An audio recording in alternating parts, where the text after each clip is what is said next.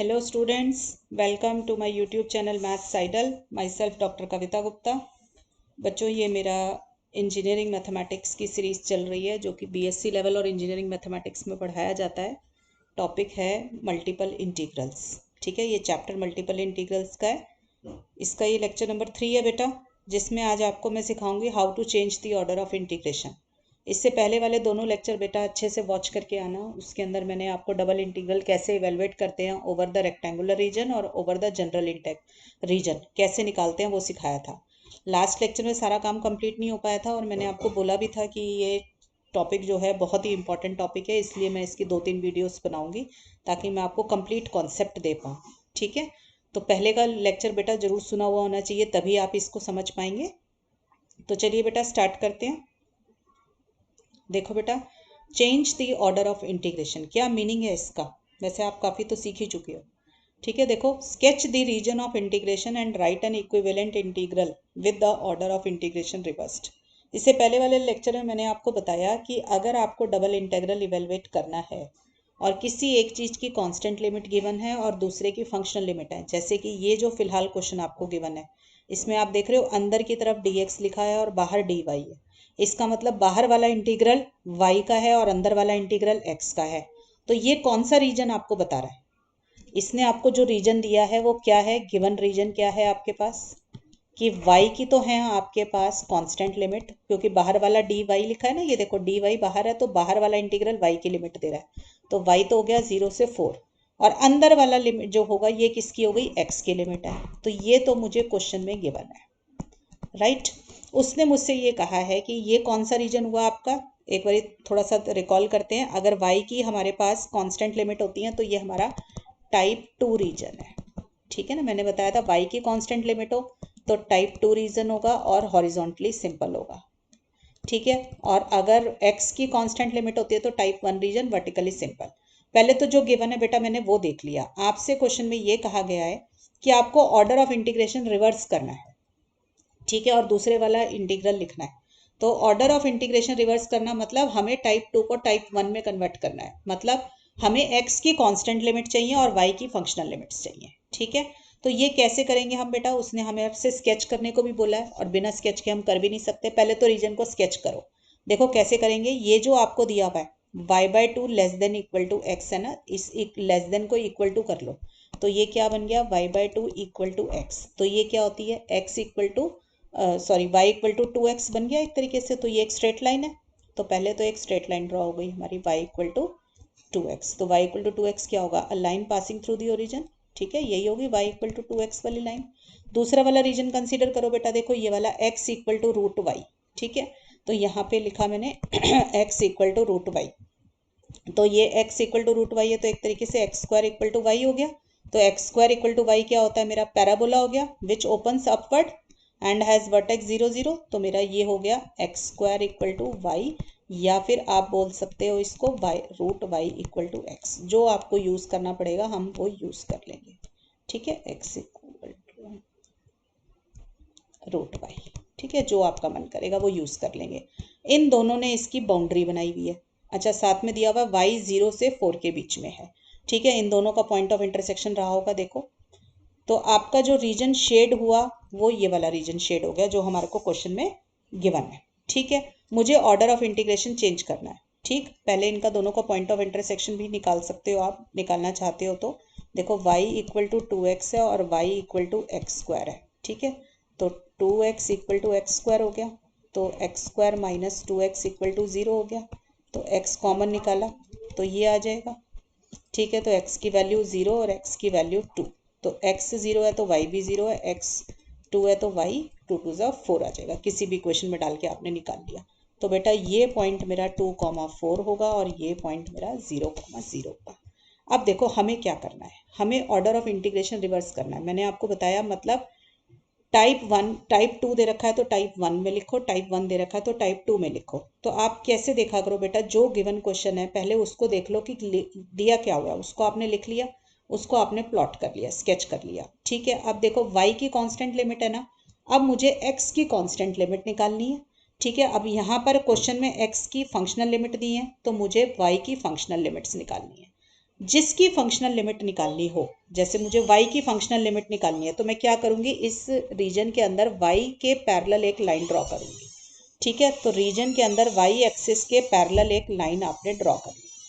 ठीक है, ये देखो। ठीक है, y एक्सिस के पैरेलल एक लाइन ड्रॉ करी। क्यों करी? क्योंकि मुझे y की फंक्शनल लिमिट चाहिए, जिसकी भी फंक्शनल लिमिट चाहिए उसके पैरेलल लाइन ड्रॉ करो। ठीक, अब देखो बेटा, ये जो नीचे वाला पॉइंट है यहाँ पे, ये किसका कर्व है? यहाँ पर y की क्या वैल्यू है? देखो ये वाला जो नीचे वाला कर्व है, यहाँ पे y क्या है? एक्स स्क्वायर है। तो मेरा y तो आ गया एक्स स्क्वायर नीचे की तरफ। ठीक है, अब ऊपर की तरफ देखो, यहाँ पर y क्या है आपके पास? ये देखो, ये जो लाइन है, लाइन के ऊपर y की वैल्यू क्या है? 2x है। तो y की वैल्यू आ गई आपके पास 2x। ठीक है, तो y की तो फंक्शनल लिमिट्स आ गई एक्स स्क्वायर से 2x।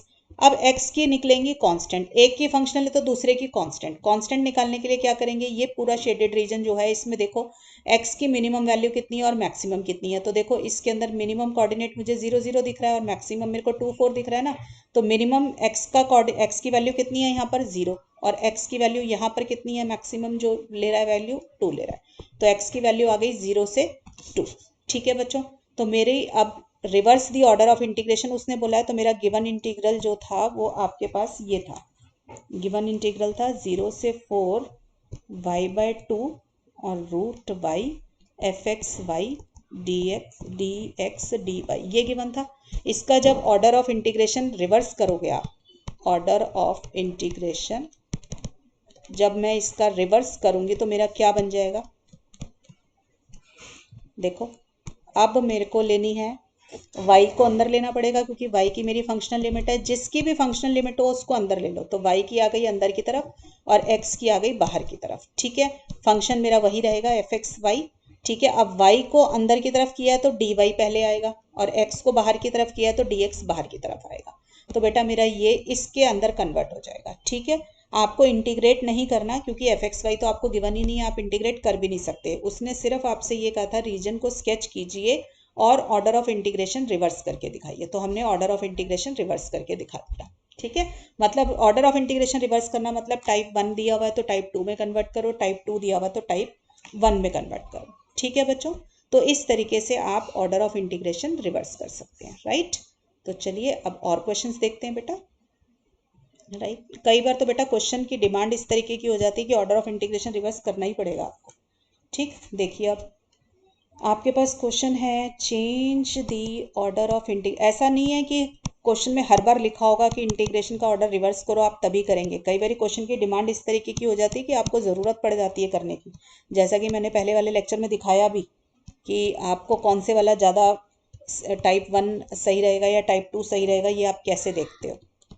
ठीक है, तो sketch the region of integration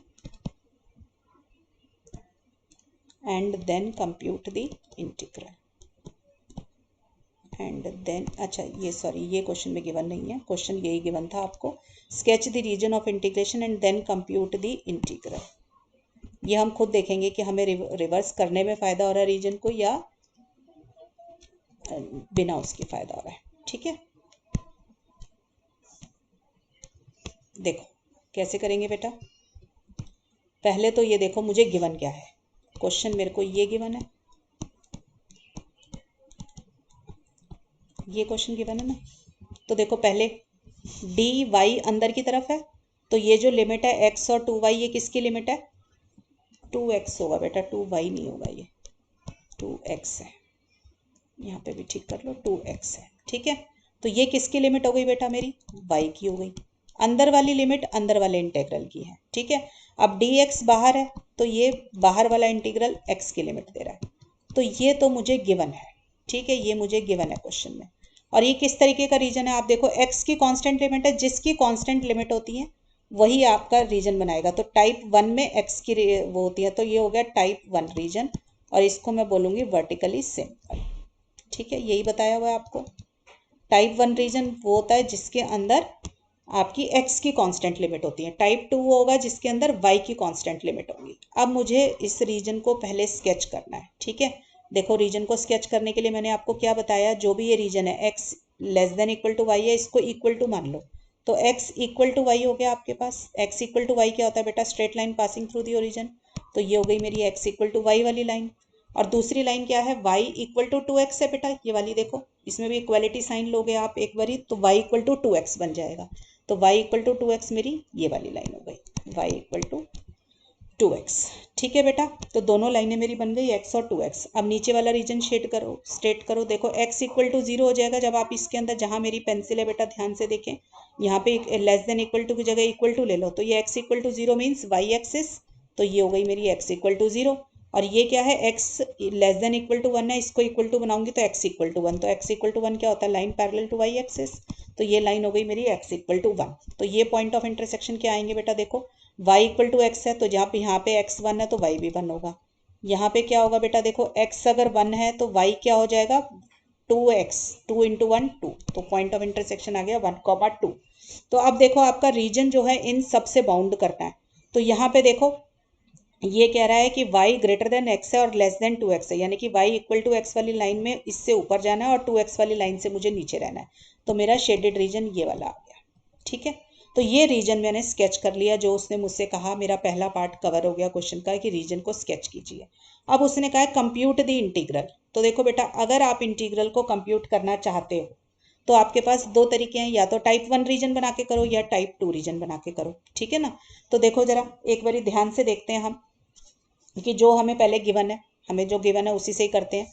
तो हमारे को गिवन क्या है, ये वाला इंटीग्रल है 0 to 1 x 2x e y minus x d y d x. पहले तो एक बार इसी से ही करके देख लो आप इसको। तो पहले विद रिस्पेक्ट टू y करोगे बेटा, क्योंकि डी वाई अंदर की तरफ है, विद रिस्पेक्ट टू y कर रहे हो तो x कांस्टेंट है, तो इंटीग्रल क्या आ गया e y minus x, with respect to y है तो इतना ही रह जाएगा आपके पास, और ठीक है इतना ही रह गया। और इसके अंदर लिमिट डाल देंगे आप y इक्वल टू एक्स और y इक्वल टू 2x, और dx आपका बाहर ही रह जाएगा। ठीक है, करो इसको, e y की जगह डाला 2x माइनस एक्स हो गया x, minus e x minus x 0 हो गया तो e 0 आ गया। ठीक है, ये आ जाएगा आपके पास बेटा। तो e 0 कितना होता है बेटा, मेरा 1 होता है, तो इसको इवेलुएट करना है। ठीक है, तो देखिए बेटा ई एक्स का इंटीग्रल ई एक्स और 1 का इंटीग्रेशन x हो गया, राइट।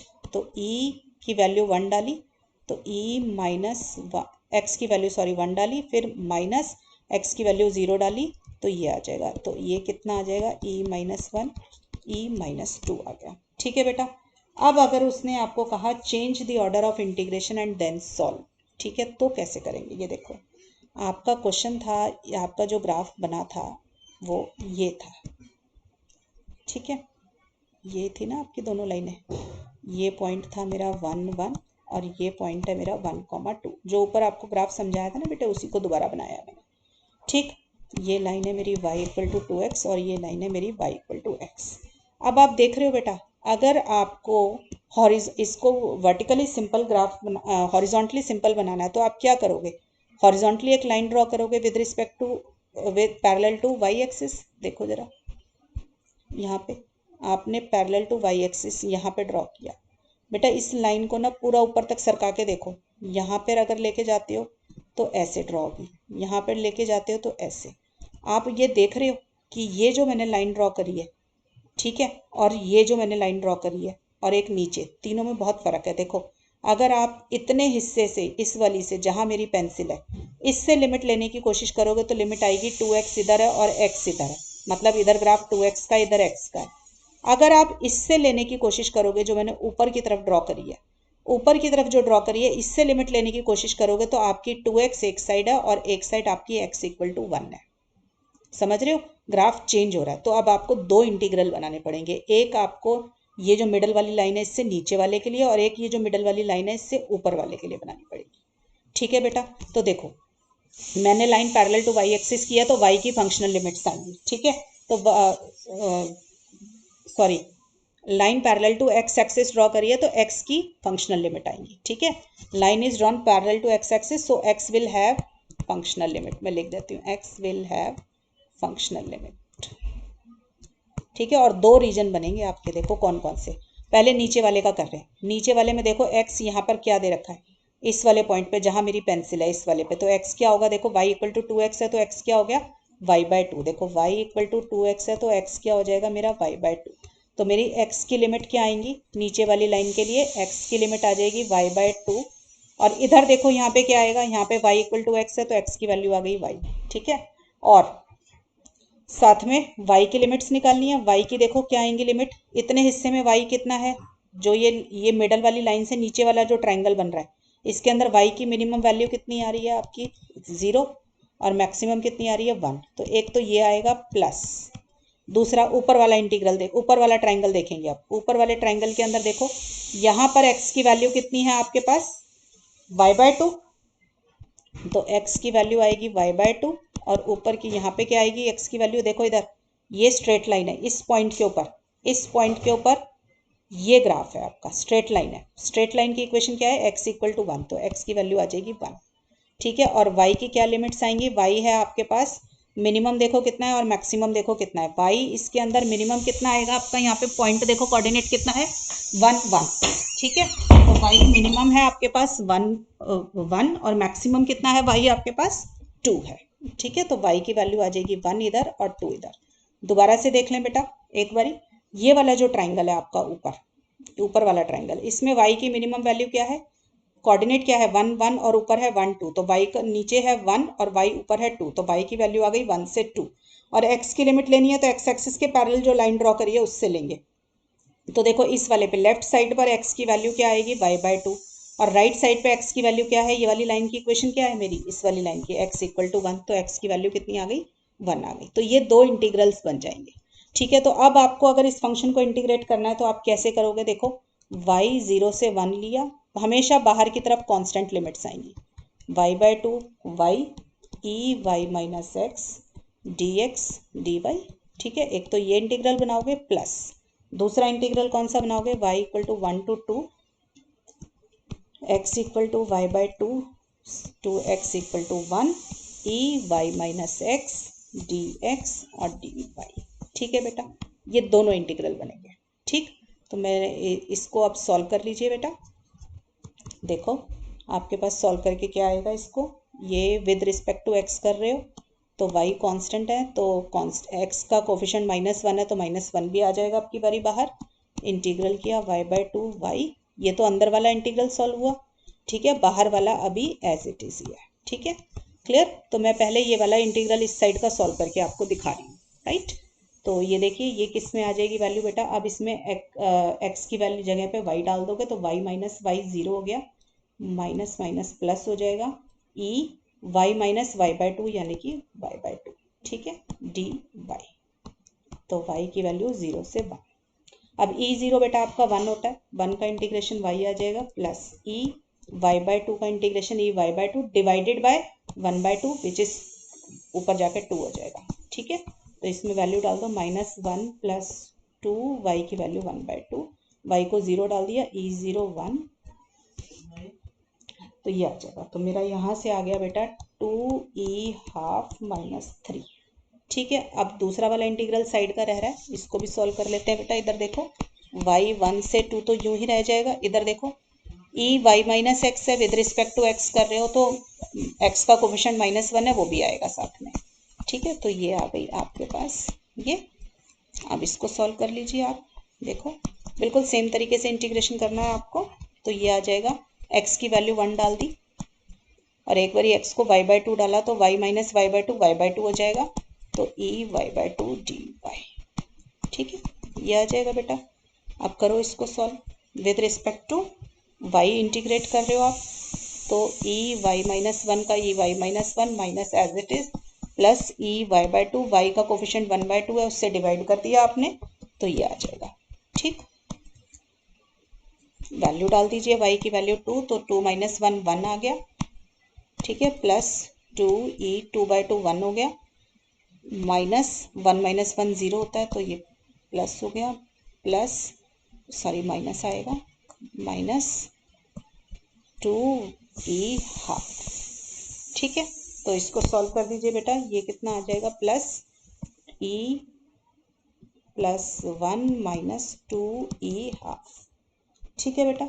इस पूरे को इकट्ठा सॉल्व करोगे, दोनों को ऐड करोगे तो आपके पास e-2 आ जाएगा, जो कि आपका ऊपर भी यही आया था, ठीक है बेटा।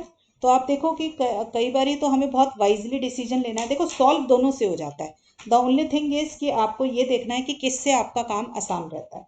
और अगर क्वेश्चन में लिखा हुआ है कि you have to change the order of integration, तब आपको इंटीग्रेशन का ऑर्डर चेंज करना ही पड़ेगा।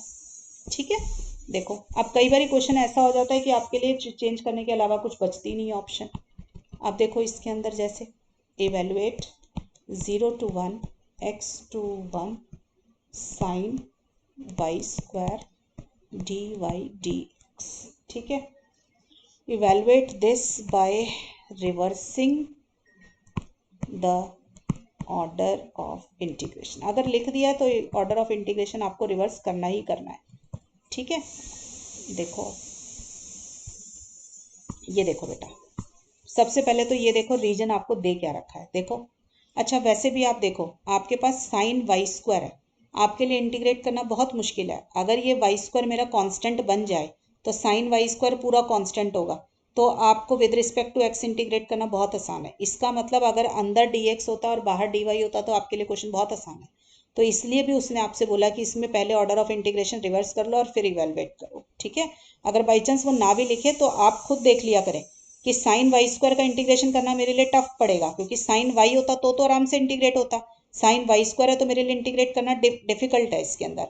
तो इसमें डिफिकल्ट है, तो मैं ये सोच रही हूँ अगर साइन वाई स्क्वायर मेरा कांस्टेंट बन जाए तो मेरा कांस्टेंट बाहर आ जाएगा और इंटीग्रेशन 1 का लेना पड़ेगा, वो मेरे लिए आसान है। तो इसलिए मैं वाई को हमेशा कांस्टेंट बनाने की कोशिश कर रही हूँ इसके अंदर। ठीक है, कि ये भी एक तरीका है देखने का। चलो इन एनी केस उसने हमें बोला रिवर्स करिए ऑर्डर ऑफ इंटीग्रेशन, तो पहले तो देखें गिवन क्या है। गिवन देखो क्या है, पहले डी वाई अंदर है, तो इसका मतलब जो अंदर वाला इंटीग्रल है वो y की लिमिट दे रहा है। तो y की लिमिट क्या दी हुई है मुझे, x से 1, और x की लिमिट कितनी दी हुई है बेटा, मेरा x बाहर की तरफ है, तो x बाहर वाला इंटीग्रल x की लिमिट देगा, तो x की लिमिट हो गई 0 से 1। ठीक है बेटा, पहले तो ये रीजन स्केच कर लें हम। देखो पहले मैंने आपको बताया लेस देन के साइन को इक्वालिटी साइन मान लो, तो x equal to y is a line parallel passing through origin. और दूसरी लाइन क्या हो जाएगी, देखो इसको, जहां मेरी पेंसिल है y less than equal to 1 है ना, लेस देन को इक्वल टू मानोगे तो y इक्वल टू 1 आ गया, तो y इक्वल टू 1 मेरी ये वाली लाइन होती है पैरेलल टू x एक्सिस। ठीक है, अब क्या दिया हुआ है नीचे वाला रीजन देखो, इसमें इक्वल लेस देन के साइन को इक्वल टू करोगे तो x equal to 0 means y axis. ठीक है, और x इक्वल टू 1 कौन सा पॉइंट होगा, x इक्वल टू 1 ये वाली लाइन होगी। ठीक है, ये हो गया। तो अब आप देखो आपको कौन सा रीजन शेड करना है, x less than equal to y, मतलब y ग्रेटर देन x है, तो ऊपर वाला रीजन हो गया इस लाइन के ऊपर वाला रीजन। ठीक है, और y 1 से नीचे रहना है, तो ये रीजन हो गया मेरा शेड।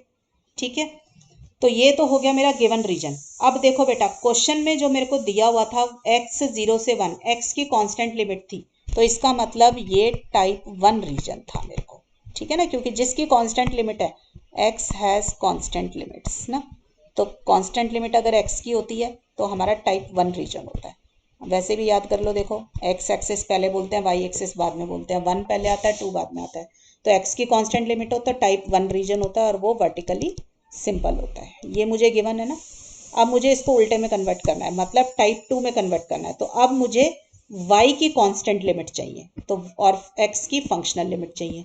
जिसकी फंक्शनल लिमिट चाहिए उसके पैरेलल लाइन ड्रॉ करनी है। ठीक है, मुझे x की फंक्शनल लिमिट चाहिए, तो मैं x एक्सिस के पैरेलल एक लाइन ड्रॉ करूँगी इसमें। ठीक है, तो x एक्सिस के पैरेलल एक लाइन ड्रॉ करिए। जिसकी फंक्शनल लिमिट चाहिए मैं लिख देती हूँ, since we want to have functional limits of y, so we draw a line parallel to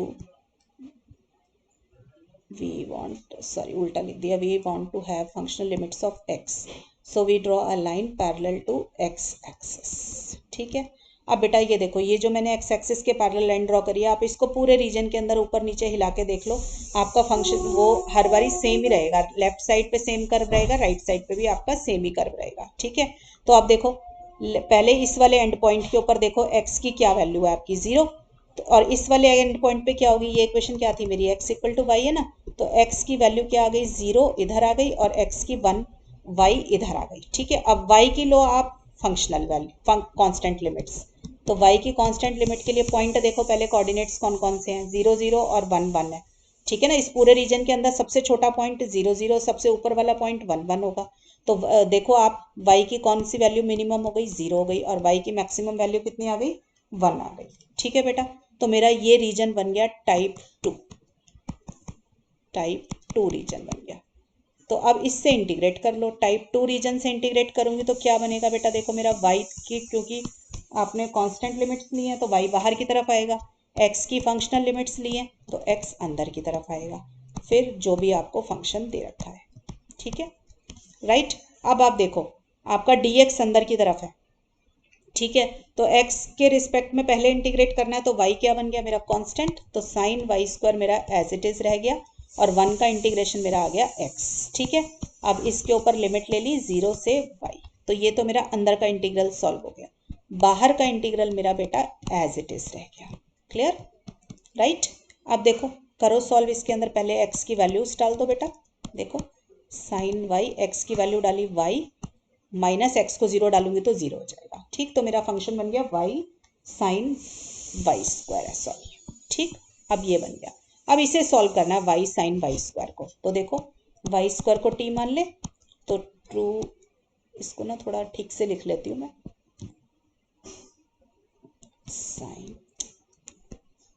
sign y square है ऐसे। ठीक है, वाई स्क्वायर को t लिखा तो 2y dy कितना हो गया dt। अब देखो आपको सबको पता है जब आप सब्सटीट्यूशन करते हो तो लिमिट चेंज होती है, तो when y is 0 t is 0, when y is 1 y की वैल्यू 1 डालेंगे तो t क्या आ गया 1। तो मेरा ये इंटीग्रल किस में कन्वर्ट हो गया बेटा, गिवन इंटीग्रल, तो y की वैल्यू सॉरी t में कन्वर्ट हो गया, t आ जाएगा 0 से 1 साइन वाई स्क्वायर की जगह साइन t। ठीक है, और y dy की जगह पे आ जाएगा d, बेटा ये डी टी आएगा यहाँ पे, डी टी अपॉन 2। ठीक है, अब साइन टी का इंटीग्रेशन क्या होता है, माइनस कॉस टी। ठीक है, इसके अंदर वैल्यू ले लो, टी 0 से 1, तो माइनस 1/2 कॉस टी की वैल्यू डाली 1, प्लस 1/2 कॉस टी की 0 डाला तो 1 आ गया, तो 1/2 माइनस 1/2 कॉस 1, ये आंसर आ जाएगा बेटा आपका, 1/2 माइनस 1/2 कॉस 1। राइट, तो देखा बेटा आपने किस तरीके से ऑर्डर ऑफ इंटीग्रेशन रिवर्स करते हैं हम। कुछ नहीं करना, जो गिवन है उसको स्केच कर लीजिए, अगर x की कांस्टेंट है तो अब y की कांस्टेंट बना लो, बस इतना करना है। ठीक है, चलिए और देखते हैं क्वेश्चन इस तरीके के।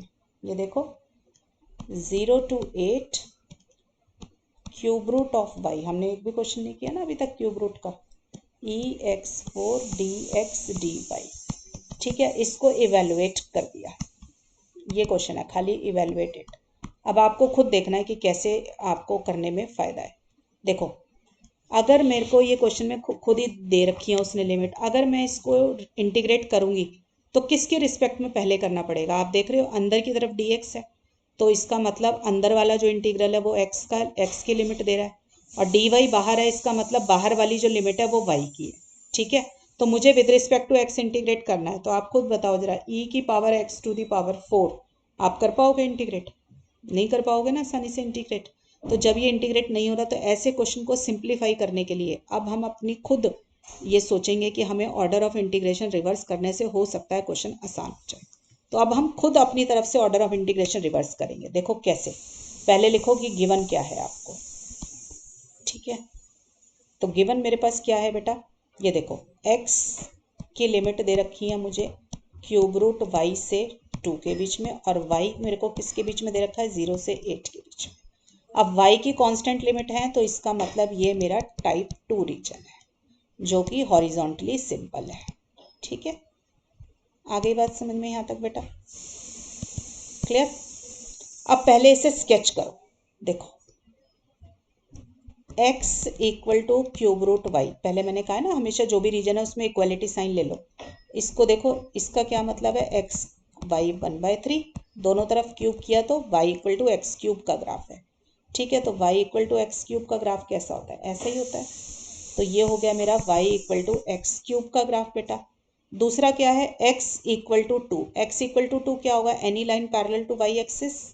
ठीक है, तो ये x इक्वल टू 2 आ गया मेरा, तो ये पॉइंट ऑफ इंटरसेक्शन क्या आएगा बेटा, x अगर 2 है तो x की वैल्यू 2 डालो इसके अंदर, तो 2 क्यूब इज 8, तो ये पॉइंट ऑफ इंटरसेक्शन आ गया 2,8। अब ये देखो नीचे वाला ड्रॉ करते हैं, इसमें इक्वलिटी साइन लोगे तो y equal to 0 means x axis, ठीक है, और y इक्वल टू 8 आ गया, तो y इक्वल टू 8 ये वाली लाइन होगी, y इक्वल टू 8 ये हो गई, और x एक्सिस मेरी नीचे वाली हो गई, तो मेरा रीजन कौन सा शेड हो गया, सारा ये वाला हो जाएगा। ठीक है, यहाँ पर समझ आया बच्चों, x एक्सिस क्योंकि नीचे की तरफ है और y इक्वल टू 8 आपका ऊपर की तरफ है। अगर आप इससे ऊपर वाला ये वाला रीजन ले लेते, देखो जहां मेरी पेंसिल है ये रीजन लोगे तो बेटा y एक्सिस वाला रीजन हो जाता बाउंड। मुझे x एक्सिस से बाउंड करना था क्योंकि मेरा y greater than equal to 0 है, तो यानी कि y इक्वल टू 0 हुआ, y equal to 0 means x axis, तो x एक्सिस से बाउंड करने वाला रीजन चाहिए था मुझे, तो ये वाला रीजन मेरा शेडेड रीजन हो गया। अब देखो बेटा ये है मेरी यहाँ पर x की फंक्शनल लिमिट दी हुई है। ठीक है, we want functional limits of y, हमें किसकी फंक्शनल लिमिट्स चाहिए, y की चाहिए, x की गिवन है तो हमें y की चाहिए। So we draw a line parallel to y axis. ठीक है, जिसकी फंक्शनल लिमिट चाहिए आप उसके पैरेलल एक लाइन ड्रॉ कर लेंगे रीजन के अंदर। ठीक, तो मैंने अब इंक चेंज कर लेते हैं बेटा, y के पैरेलल एक लाइन ड्रॉ करो, ये ड्रॉ हो गई लाइन इसके अंदर। ठीक है, अब नीचे वाले पॉइंट पे देखो y की वैल्यू क्या होगी, ये तो x एक्सिस की इक्वेशन है तो y इक्वल टू 0 है, और ऊपर ये किसका कर्व है, y equal to x cube का कर्व है यहाँ पर, तो यहाँ पर y की क्या वैल्यू है, एक्स क्यूब, तो y की वैल्यू तो आ गई नीचे से 0 और ऊपर से एक्स क्यूब। अब x की लोगे कांस्टेंट, तो इस पूरे रीजन में देखो, पूरे रीजन में देखो x मिनिमम कितना है और मैक्सिमम कितना है, तो देखो मिनिमम होगा यहाँ पर 0 0 पे, और मैक्सिमम कितना है x इक्वल टू 2, तो x की लिमिट आ गई 0 से 2। ठीक है बच्चों, तो बस ये मेरा बन जाएगा टाइप 1 रीजन। ठीक, अब मैं इस वाले रीजन से इसको जो है इंटीग्रेट करती हूँ, तो देखो जिसकी कांस्टेंट लिमिट होती है हमेशा बाहर रखना है, अंदर की तरफ हमेशा फंक्शनल लिमिट। ठीक है, और मेरा जो फंक्शन है वो है ex4। अब y का इंटीग्रल अंदर है तो पहले dy आएगा, x का इंटीग्रल बाहर है तो बाहर dx आएगा। अब आप देख रहे हो आसान हो गया आपके लिए इंटीग्रेशन। देखो जब आपको पहले with respect to y integrate करना है तो x कांस्टेंट हो गया, x कांस्टेंट है तो ये e की पावर x4 पूरा कांस्टेंट हो गया, तो कांस्टेंट एज इट इज रह गया और 1 का इंटीग्रेशन हो गया y। ठीक, और y की लिमिट ले लोगे 0 से एक्स क्यूब।